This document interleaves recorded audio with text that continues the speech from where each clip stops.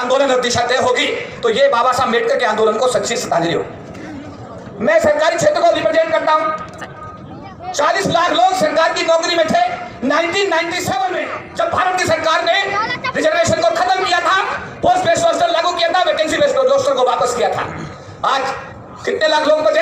आज करो जो लोग सरकारी नौकरी में यहाँ बैठे हुए हैं, जब नौकरी में नहीं आए थे क्या आपके पास साइकिल थी? क्या आपके पैरों में चप्पल थी? क्या आपके पास बराबर कपड़े थे? आरक्षण से 40 लाख परिवार गरीबी की रेखा से ऊपर आने में कामयाब हुए। बाबा साहब ने तो अपने बच्चों की कुर्बानी दे दी। बाबा साहब कोई बच्चा आईएएस नहीं बना, आईपीएस नहीं बना, कोई मिनिस्टर नहीं बना आज तक बाबा साहब का परिवार का आदमी। और बाबा साहब ने हजारों मिनिस्टर बना दिए, हजारों आईएएस बना दिए, हजारों आईपीएस बना दिए। क्या हम भी कोई बाबा साहब का अनुसरण करते हुए क्या जिम्मेदारी ले सकते हैं? क्या ये बाबा साहब के मिशन के लिए सच्ची श्रद्धांजलि होगी या नहीं होगी? अगर एक बात तो अगर मेरी सुनोगे, सवाल नहीं करोगे, अखबार क्यों पढ़ते हो? क्या तुम्हारे मतलब की कोई बात टीवी अखबार में होती है? नहीं। जब तुम अपना टीवी ऑन करते हो तो सामने वाले को करोड़ों रुपए टीआरपी मिलते हैं। अपने दुश्मन को जय भीम, बाबा साहब अम्बेडकर। अभी मजा नहीं आया। बाबा साहब अम्बेडकर, बाबा साहब अम्बेडकर। भारत का संविधान जिंदाबाद, जिंदाबाद, जिंदाबाद। हाथ उठाओ।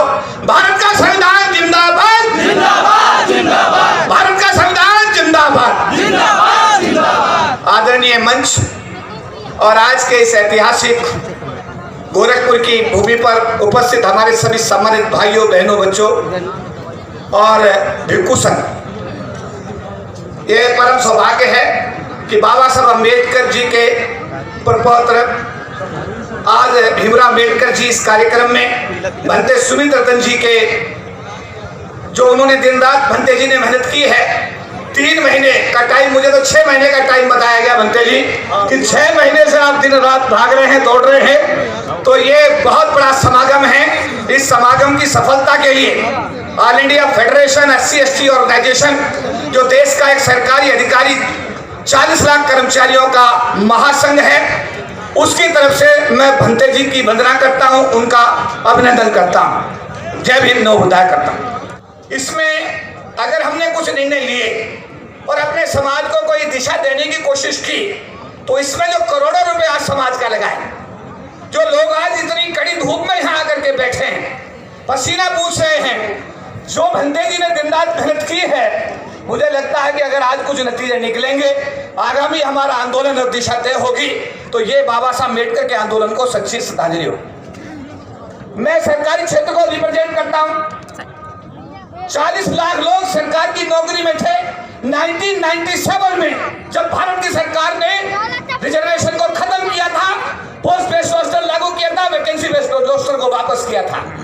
आज कितने लाख लोग बचे? 2 लाख लोग सरकार की नौकरी में बचे। याद करो जो लोग सरकारी नौकरी में यहाँ बैठे हुए हैं, जब नौकरी में नहीं आए थे क्या आपके पास साइकिल थी? क्या आपके पैरों में चप्पल थी? क्या आपके पास बराबर कपड़े थे? एक परम पूज्य बाबा साहब डॉक्टर भीमराव अम्बेडकर के सरकार की नौकरी में दिए हुए आरक्षण से 40 लाख परिवार गरीबी की रेखा से ऊपर आने में कामयाब हुए। उन्होंने 25% का आरक्षण लोकसभा और विधानसभा को भी दिया था बाबा साहब अम्बेडकर ने। उससे करीब पूरे देश में अब तक 10,000 लोग एमएलए और एमपी बन करके गरीबी की रेखा से ऊपर आए। और जब एक घर में रोशनी आती है तो उस घर में अगर मैं 20 आदमियों को जोड़ता हूं तो 20 लोग एक परिवार से अगर जुड़े हुए हैं तो 40 लाख यानी 8 करोड़ लोग बाबा साहब अम्बेडकर के सरकार की नौकरी में दिए आरक्षण से, और 10,000 को अगर मैं 20 से मल्टीप्लाई करता हूं तो 2 लाख लोग पॉलिटिकल आरक्षण से गरीबी की रेखा से ऊपर आए। आज क्या है जी? बाबा साहब अम्बेडकर और गांधी जी के बीच जो पूना पैक्ट हुआ उसका क्या हुआ? सरकारी क्षेत्र खत्म कर दिया गया, निजी क्षेत्र को लेकर आ गए, सरकार की नौकरियां बंद हो गई। वो गांव के उस बच्चे की स्थिति सोचिए, देखिए अपनी मत सोचिए। मैं भी हवाई जहाज में ट्रेवल करता हूं, देश विदेश की यात्राएं करता हूं, और जब मैं छोटा गांव में था तो मैं हवाई जहाज को देख करके पीछे गिर जाता था, कभी हवाई जहाज देखने का मौका मिलेगा। ये क्यों हुआ? क्योंकि मुझे बाबा साहब अम्बेडकर का आशीर्वाद मिला, सरकार की नौकरी में आया, मुझे रोटी मिली, मुझे कपड़े मिले। लेकिन क्या गांव में जो गांव से मैं और आप निकल के आए हैं, क्या वहां पर लोगों को रोटी मिल रही है? आज जितने सरकार की नौकरी में हमारे से लोग आए, उनका बच्चा किसी का लंदन में है, किसी का अमेरिका में है, किसी का कनाडा में है, किसी का IAS है, किसी का IPS है।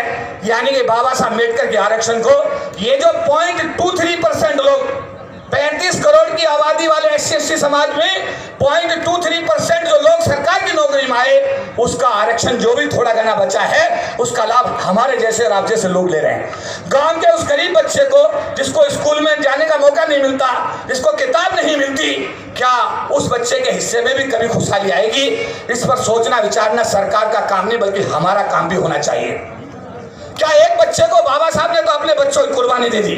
बाबा साहब कोई बच्चा IAS नहीं बना, IPS नहीं बना, कोई मिनिस्टर नहीं बना आज तक बाबा साहब का परिवार का आदमी, और बाबा साहब ने हजारों मिनिस्टर बना दिए, हजारों IAS बना दिए, हजारों IPS बना दिए। क्या हम भी कोई बाबा साहब का अनुसरण करते हुए क्या जिम्मेदारी ले सकते हैं? क्या गांव का एक बच्चा गोद ले सकते हैं, उसकी फीस दे सकते हैं? क्या ये बाबा साहब के मिशन के सच्ची श्रद्धांजलि होगी या नहीं होगी? हाथ उठा के बताइए, होगी नहीं होगी? ये करना चाहिए नहीं करना चाहिए? देखिए, बच्चा रोता नहीं तो माँ भी दूध नहीं पिलाती, बच्चा रोता नहीं तो माँ भी दूध नहीं पिलाती। भंते जी ने गोरखपुर की इस भूमि पर आकर के जो ये लाखों लोगों का समागम किया है, इससे समाज को भंते जी ने एक नई दिशा देने की कोशिश की है। मैं भंते जी सरकारी अधिकारी कर्मचारियों की तरफ से, भंते जी मेरी बात का ध्यान दें, सरकारी अधिकारी कर्मचारियों को मैंने आदेश दिया था, रेलवे के हमारे सीनियर लीडर यहाँ मौजूद हैं, हमारे LIC के लोग मौजूद हैं, बैंक के लोग मौजूद हैं, कि इस कार्य में तन मन धन से सहयोग करें, और उन लोगों ने सहयोग किया। और मैं आगे भी आपको आश्वासन देता हूं, विश्वास दिलाता हूं कि अगर रामला मैदान में भी अगर कोई समागम आप करेंगे, लाखों लोगों का बौद्ध धर्म का कन्वर्जन कार्यक्रम करेंगे, ये महासंघ का एक एक आदमी तन से, मन से और धन से भंते ही आपको सहयोग करेगा। लास्ट में ये जो मीडिया के लोग, एक बात को अगर मेरी सुनोगे, सवाल नहीं करोगे, तो उन्होंने बोलना शुरू किया, रवीश कुमार जी ने, उन्होंने कहा तुम टीवी क्यों देखते हो, अखबार क्यों पढ़ते हो? क्या तुम्हारे मतलब की कोई बात टीवी और अखबार में होती है? नहीं। जब तुम अपना टीवी ऑन करते हो तो सामने वाले को करोड़ों रुपए TRP में मिलते हैं, अपने दुश्मन को तुम मालदार करते हो, और अब तुम्हारे समाज की कोई बात होती नहीं है। समाज की बात कौन करता है? ये जो मीडिया हमारा, ये जो मीडिया खड़ा हुआ है, ये जो हमारे परिवार के बच्चे खड़े हुए हैं, ये जो यहाँ पर YouTube चैनल चलाते हैं, ये बच्चे, ये समाज के जांबाज सिपाही हमारे समाज की आवाज को उठाते हैं। मैं धन्यवाद करूंगा भंते जी का कि भंते जी ने इन सबको बुलाया है। मेरी भी कोशिश होती है कि मैं जितना भी संभव होता है इनको सहयोग करूं। पिछले दिनों नेशनल दस्तक का आप नाम जानते हैं, नेशनल दस्तक के जो हमारे शंभू जी हैं, वो कोविड में मेरे पास आए, जब कोई एक दूसरे से नहीं मिल रहा था, मुझे जगह चाहिए, ऑफिस दीजिए अपना, और कनाट प्लेस का जो ऑफिस जो लोग आए हैं, बाबा साहब के आशीर्वाद से 4000 स्क्वायर फीट का कनाट प्लेस में जो कार्यालय आपके समाज का है, वो हमने नेशनल दस्तक के हमारे शंभू साहब को दिया, और कोविड में उन्होंने वहां पर आपके समाज के बाल को उठाने का काम किया। एक अंतानी साहब यहाँ खड़े हुए हैं, उनको भी 2 साल तक हमने, अभी हमारे छोटे भाई राहुल नागपाल जी देश के मीडिया का जो सोशल मीडिया है उसका काम देख रहे हैं, जितना हमसे संभव हो सकता है हम उसको देने की कोशिश करते हैं। मैं सरकार से लास्ट में सवाल करता हूं, भाई पूना पैक्स का क्या हुआ? सरकारी क्षेत्र रहा नहीं, निजी क्षेत्र में आरक्षण नहीं, तो SC/ST के ये लोग जाएंगे तो जाएंगे कहाँ? आज एक डिमांड करो कि अगर निजी क्षेत्र लाना सरकार की मजबूरी है तो निजी क्षेत्र में आरक्षण हमारे समाज के लिए होना चाहिए। हाथ उठा के बताओ, होना चाहिए नहीं होना चाहिए? अरे होना चाहिए नहीं होना चाहिए?